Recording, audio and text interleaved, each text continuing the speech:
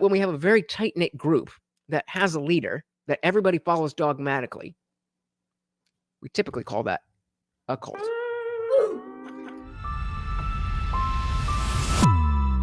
Do you agree that injecting progressivism into the church is a significant factor in keeping the church relevant? Or do you think that without these things, the church would continue to be relevant? Any Film says, in my snooty English accent, notice that Matt hasn't said anything remotely homophobic. Yep, we can call it out on both sides. We can definitely call it out on both sides. Any Film said, Catholics don't preach hate. So just as one, we got one agreement that this was the best thing for the survival of the church, even if it is hypocritical and not in line with the doctrine. Nobody else? Nobody else? All right, fair enough. Rather tough to preach hate there we when go. It turns out that Aunt Sally's kid is gay. Let's tone it down a bit, huh? And so again, is that what you're mentioning? Any Film that preaching hate? And I agree. But again, we're talking about perception. Perception is reality. So when you say, well, I love you, but you're not welcome here. Okay, that's not hate. But in the world we live in now, how do you expect that to be received? And so again, then you can either have your religion or, all right, so we got a disagreement.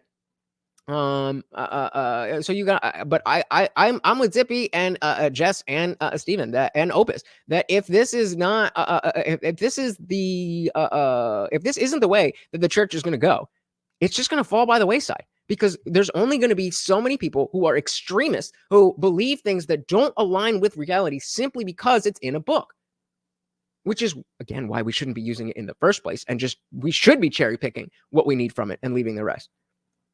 But how do you think that sticking to the idea that gay is not okay, how do you think that is good for the survival of the church when more and more people, secular and believers, are okay with people being gay?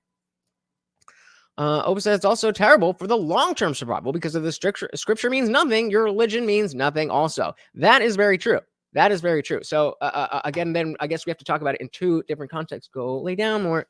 That if in the short term, if it's just like, okay, it is about, hey, we don't like gays, and the perception of that is we hate gays, then that's going to cut the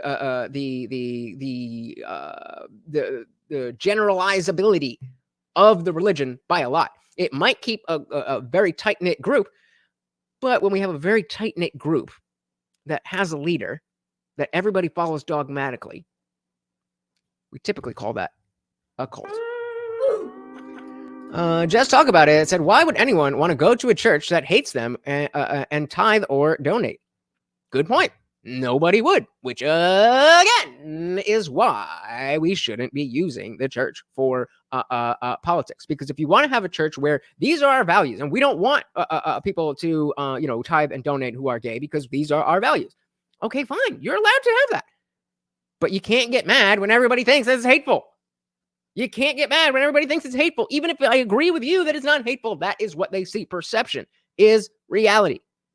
Hey, when it turns out that Aunt Sally's kid is gay, let's tone it down a bit, huh? But it's also true that they've gone about this in a confusing way and created more confusion and created a situation where, although they have not expressly given permission to bless same-sex unions, there will now be same-sex union blessings in many churches. Still have not heard any homophobia. As many left-wing priests like Father James Martin will take advantage of the confusion to do what they want to do. You know, the Father James, the James Martins of the world, they didn't need the Vatican to specifically come out and say, yes, you can do that thing. They just need some sort of like fog, some mist to operate in so that everything's a little bit hazy. I did not follow what he was saying, but I agree with Soil here that, definitely when we come together voluntarily, like exactly what you said, it's about scale. That even communism, usually in a family, it's communism. There's a dictatorship. The dad is the leader and everybody follows, and there's no questioning. There's no votes. It's not a democracy. It's not a constitutional republic. It's about scale. And so again, communism in and of itself isn't bad. Communism for a government is bad. Anarchy isn't good or bad. It's just in context. Or do you have what? You want to come up here? Then stop jumping down. I'm trying to do a show here, bud. All right. Let's dive back in. Like fog, some mist to operate in so that everything's a little bit hazy. This fog, this haze, is why religion thrives. It's religion's secret sauce. Yup. Because it doesn't, well, you can believe this, I don't know this, but I'm a Christian. And that works. Listen to that again. Fog, some mist to operate in so that everything's a little bit hazy. This fog, this haze, is why religion thrives. Yep. It's religion's secret sauce. Putting religious wars and persecutions aside, how else do you think the Catholic Church has remained in power?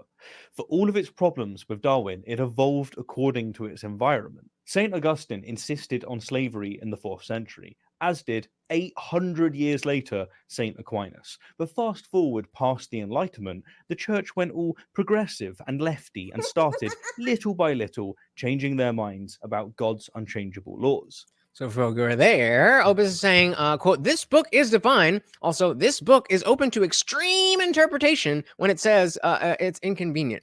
This is nothing new. But yet, we still have all of the thought leaders on the right saying God. And y'all saw how much hate I got for calling out Tim for kind of playing up the whole God thing when it wasn't really necessary, when it wasn't relevant to the conversation, and he just wanted a little bit of applause. It seemed to me this is not a good way to build a movement. Thanks so much for watching, guys. If you enjoyed that clip, check out the full live stream link in the bio and catch me live every Monday, Wednesday, Friday, 8 p.m. Eastern. See you there.